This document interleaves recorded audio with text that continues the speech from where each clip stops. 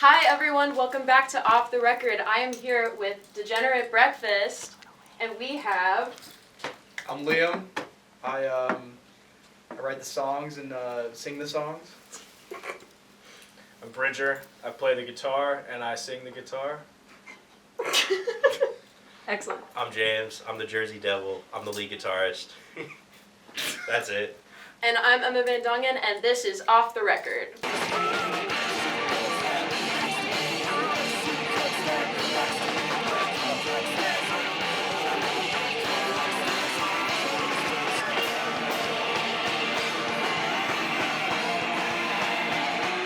You guys ready for the challenge? Yes. Yeah, let's do it. I'm going to have you go find a record that reminds you of someone you love, and you're going to have 5 minutes, and then I'm going to ask you why.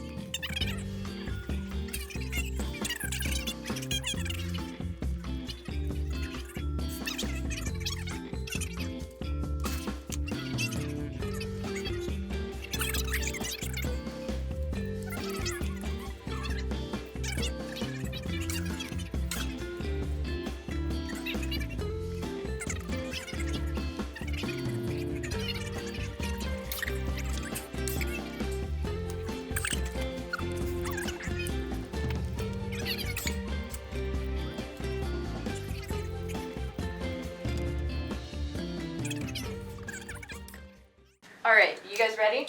Yeah. Show us what you got.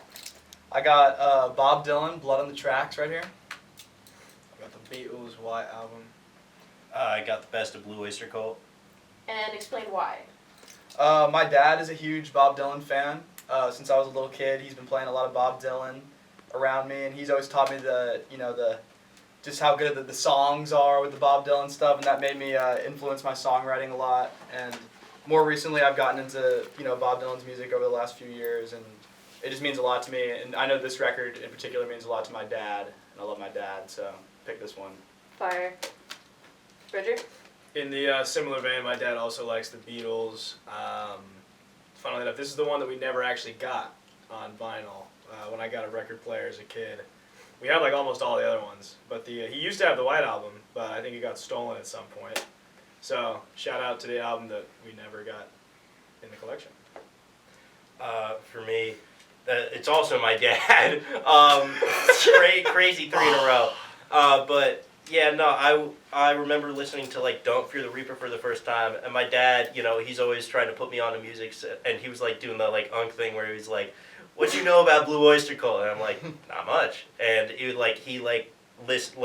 showed me like all their good hits, and then like what was it? One day he took me to a Blue Oyster Cult concert like in Asbury Park, and I still have the shirt from that show, and they were like old but phenomenal, and I love prog rock because of that.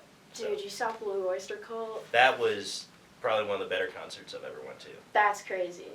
Yeah. No. Shout out dads. Shout out dads. Degenerate Breakfast loves dads. Alright, I'll take your record. And moms. And everything that they... Everything in between. Everything.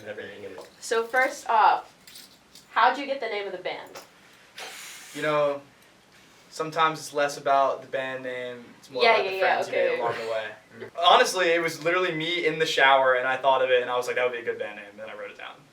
Alright. But yeah, I mean, a Degenerate Breakfast could be whatever you want it to be. My Degenerate Breakfast is different than your Degenerate Breakfast. What's Yeah. my Degenerate I don't know, Breakfast? some Drano in the shower. What's your Degenerate Breakfast? Coffee, little muffins, a couple squirts of Windex in the coffee. Sorry, Flavor Heathers. profile. 3 bowls, 1 cup of espresso, 2 biscottis, and a 3 more bowls. pork roll, egg and cheese, 3 more bowls, and walk into the beach. There you go. Alright. So you guys just released your album a couple months ago. How's the hype around it? The hype? Could not tell. I'm hyped. Yeah, like, I have no clue. how's the last couple of months been since you released the album? I'm sure they've been pretty good. Yeah, Yeah. I've been just like locked out. Yeah, honestly. I don't know what's. Yeah, I've Yeah, just no, been like. we ain't been looking at analytics like that. Yeah, we don't I don't even have the analytics like- Spotify artist app. I just Yeah, we kind of No. we just let it rock, I you don't know know. what's Yeah. going on with that Okay. thing. We do sell CDs though, so I mean, I get a lot of people that tell me that they listen to the CD a lot. That is true. I like that. Yeah, people tell me they've been. And I would actually like people to do that. Yeah. I'd prefer people listen to our music on a physical medium because I think that's cool.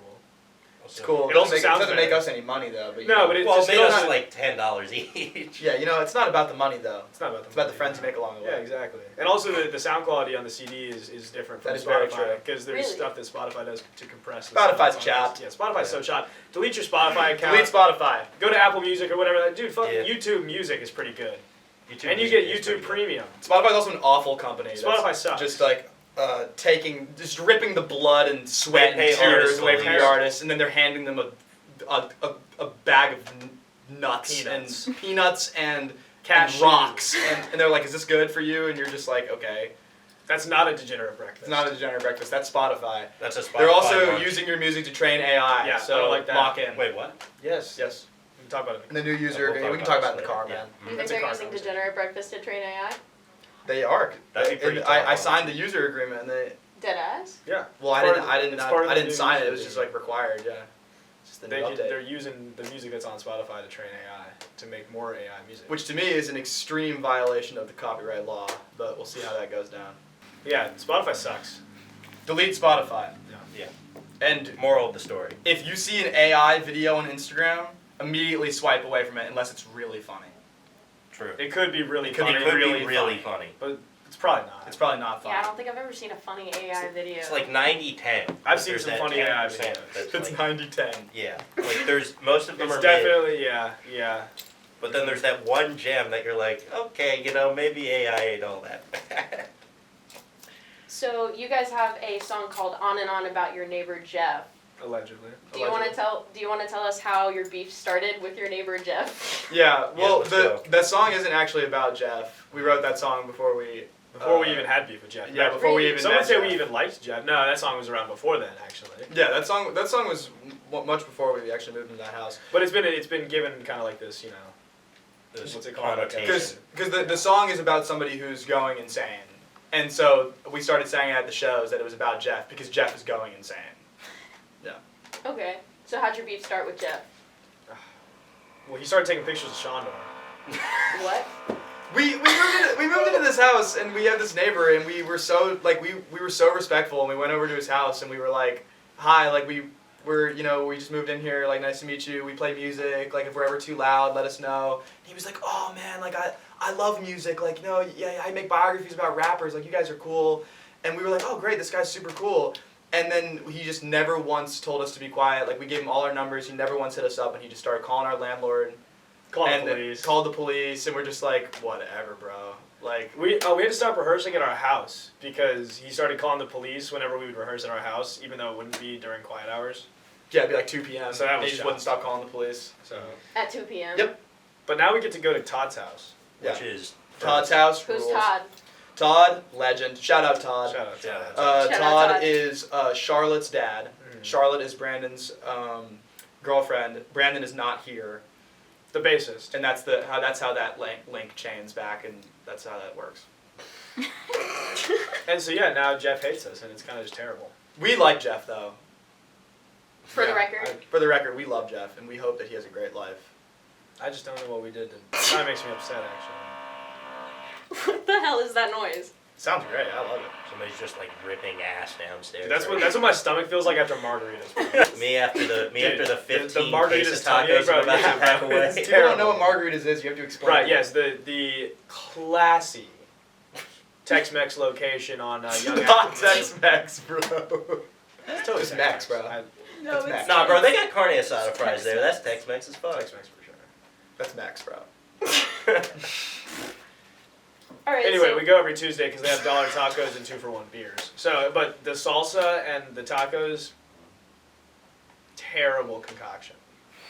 It'll get Really? you going. You get It'll- the for the margarita. The margarita's tummy ache. It's a classic. It's a Margarita's rite of tummy ache. passage. If you didn't get a margarita's tummy ache, you didn't eat enough chips, salsa, beer, and tacos. And anacondas. Or Anacondas? if you They freak have like a massive 4-foot long burrito. Yeah, called if the you freak anaconda. like that, you can get the anaconda. Have you ever gotten the anaconda? I got the junior one, which was The like junior's pretty good. 2 feet No, more. it's like a foot. Dude, the whole burrito is 3 No, feet. that's not a foot. Yes, that it is so much longer than No, a that was a foot, dude. Because the anaconda is 3 feet long burrito. The junior anaconda is a third of the anaconda. Yeah, I you guess. ate 12 inches of burrito. So, My math what's is you off. guys' favorite song off of your own album? Taxman. The people want to Oh know. my god. That's like asking me to pick between my My 10 feminist literature reading, that's like, yes. matcha drinking sons, you know. Oh my god. It's like asking me my favorite flavor of matcha. Oh no. It's like asking if I listen to my music with wired headphones or fucking Bluetooth speaker. Can somebody kill this guy with hammers? Why am I the one getting killed, man? We're all riffing on this. I don't know. It just feels like a you thing. Even Haley's riffing on it. Haley hasn't said a single thing in the back, bro. I'm not supposed to. Yeah. Thank you, cameraman. Haley's doing a great job. Shout out to Haley. I saw Shout you out, Haley. adjusting the angle of that joint. He was perfect. Okay, I'm gonna go. Favorite song on that record? Dude, that's a hard choice. I don't know. I'd have to put a few out there. Yeah, go for it. Doghouse, and This Is the Zebra, and yeah, that might be like the top two. All right, Bridger.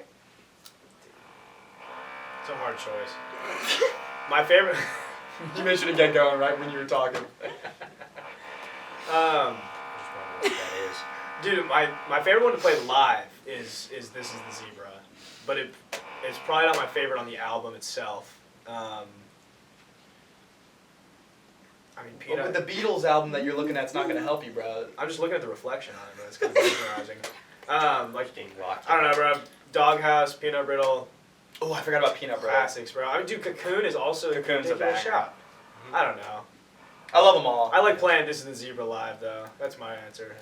My favorite always gonna be Ground Zero because that one's been with me the longest. I wrote that in junior year of high school, that chord progression, and like it's always stuck. So Wow. can't pick a better one. Hell yeah. So what's the creative writing process look like for you guys? Oh, dude, have you ever taken 13 bong rips back to back? Yeah. No, I mean, can't say I shoot, have. That's Because that's not at all. Because that's not our It's creative not at all process what at it's all. like. So yeah, if that's what you were thinking, then you're wrong. That was I not know what I was kind of thinking. like misled you a little bit when I came into it. We with were that. like joking. That was like it was like a shock statement, you know, to get your attention. It was what's our writing process. It, Oh, yeah, it varies for it varies songs. for Yeah, no, It does. Like some of them, like I'll just come up with a riff and pull up to the crib, and I'm like, "Yo, guys, check this out," and then we work from there. Or then like Brandon will come up with something, and then we build off that. Or like like it really just depends, but it mainly starts with like somebody just has a part, and then we work from there. And like they develop over time too, for sure. You know, like the song, well, you know, This Is the Zebra has changed a lot since we first started playing. Same with Peanut Brittle. You know, I mean, all the songs kind of they get continuously worked on.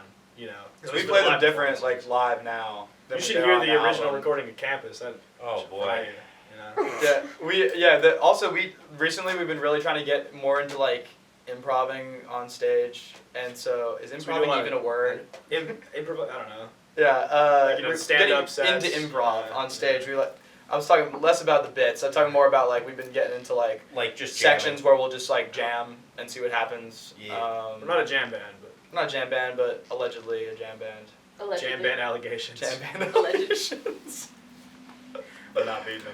We're not beating the We jam are band not. allegations. Dude, if you were there for when Killing Floor first dropped. Yeah, we just wrote a song on stage a couple weeks ago. That was pretty cool. 'Cause we were like, we Wait, on stage? yeah, we were Yeah, like, we're It gonna. was at Oktoberfest. We're like, in the middle of Peanut Brittle, we're gonna do something. We said that Yes. before the set. We were like, we're gonna do something in the middle of Peanut Brittle. Like Brandon was like, I'm just gonna lay something down. Yeah, and he started riffing off like this amazing like little like bass line, and then Bridger was like building into it, and then it was just so awesome. And then I was really feeling the music, so I started screaming about the killing floor. You know? What's the killing floor? I don't know. It's where motherfuckers go to die. It's where you go to die. Yeah, I guess. No, the whole song is extremely politically charged. I just have to piece the pieces together. Yeah, I have to decide who I have to be angry at Yeah, I first. have to decide which side I'm mad at. So if you had to add an instrument or a genre to your music, what would it be? Bruh. Bro. I don't Do know. what? I really want to Right. get into some more stuff with the pedal steel, but none of that'd us be have a fire. pedal steel. So we gotta get some money before we do that, I guess. But Dude, yeah. Ryan apparently has just an endless pocket. Let's just have Ryan. What are we What talking are you about? on about, bro? Ryan, next pedal steel's on you, dude. I'd say genre-wise, I think, especially since we are in like Memphis, like there's a lot of blues influence on like our general vibe. Like I came down here originally because like I really wanted to get in touch with a lot of different like famous blues players that came out of here and are still active in the scene. And like I wouldn't call us a blues band by any like means, but like there's definitely a lot of blues influence on our sound. I would say the opposite of that. As you can see, the band is going in different directions. We're actively just falling apart. I would like to get more into like electronic and like stuff with like the 505 and like yeah, like some MGMT sort of Yeah. stuff. Oh, that'd be cool. Yeah. I've been trying to write some folk stuff, you know. Also, I also just like I love just like performing punk music. Yeah, So like if when we the more that we keep getting into like the punk stuff, like I'm always down to throw some more punk stuff Yeah, in there because that's like, just come so much fun to play live. Come on, I mean, come on. Dude, when I saw that 40-year-old hit the pavement to campus, bro, I just That was crazy. it Yeah. just changed my Wait, life. what? You didn't see this? Yeah. This is with the Java Cabana show. Oh We started yeah, playing no, on I remember campus, that. And this Yeah. like 16-year-old and 40-year-old were duking it out in the pit. And the 16-year-old hits the ground, and the 40-year-old tripped over him. Boom! Right on the curb, bro. Straight head on the curb. Dude, I was like right there. I was like, yeah, I was like- we're I gonna was have like- to stop the show right now. And then they got up and just kept moshing, and I was like, oh, bet. I guess I'll keep talking about how I met you on campus. The thing about campus is like, that one is like probably one of my favorites to play live. It's just hilarious every time. Yeah, because it's just so much fun. Yeah. It's all. That's another one that's like totally just evolved, just ridiculous as we continue to play it. Like I mean, it's just like ridiculous lyrics, but That's the people point. just kill each other in that pit. I don't know. I feel like they're pretty heartfelt to me. Yeah, I mean, yeah, sure. That's the thing. Your Degenerate Breakfast is different than my Degenerate Breakfast.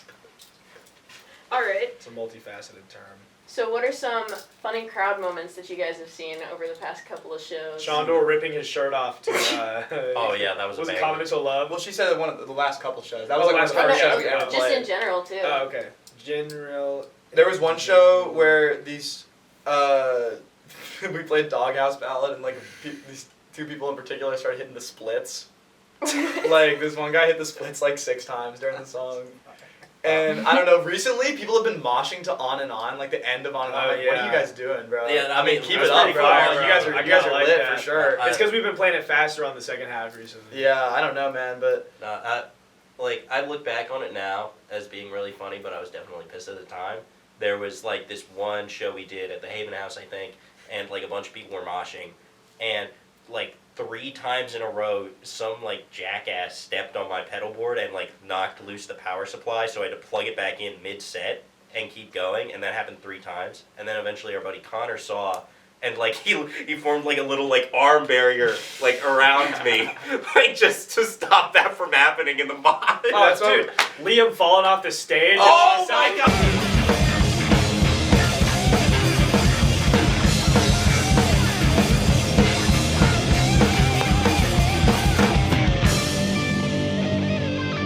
Holy crap, my time. yeah, Dude, it it was on the first. You were didn't see there. me there. When? At the end of Klepto. At B-side.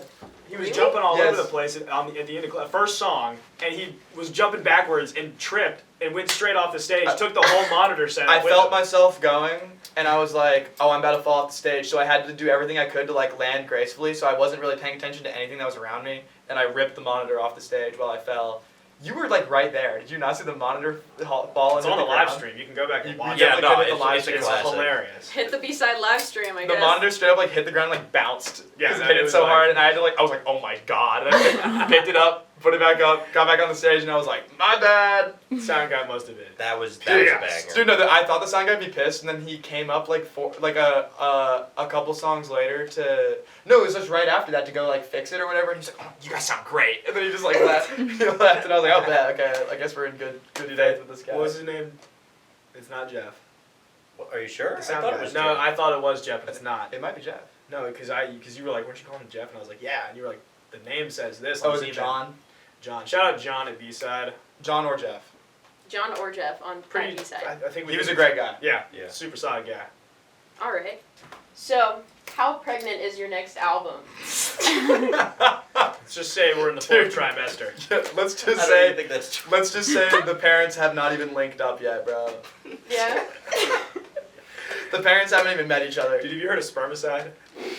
Our shit's riddled with that. No, we're making music. Yeah. Good to hear. Yeah. Do you have any What's going events on? that you're particularly excited for in the next couple months? Oh, for sure. We're playing at a Raised by Sound festival right here at Crosstown Arts That's gonna be sick. in December.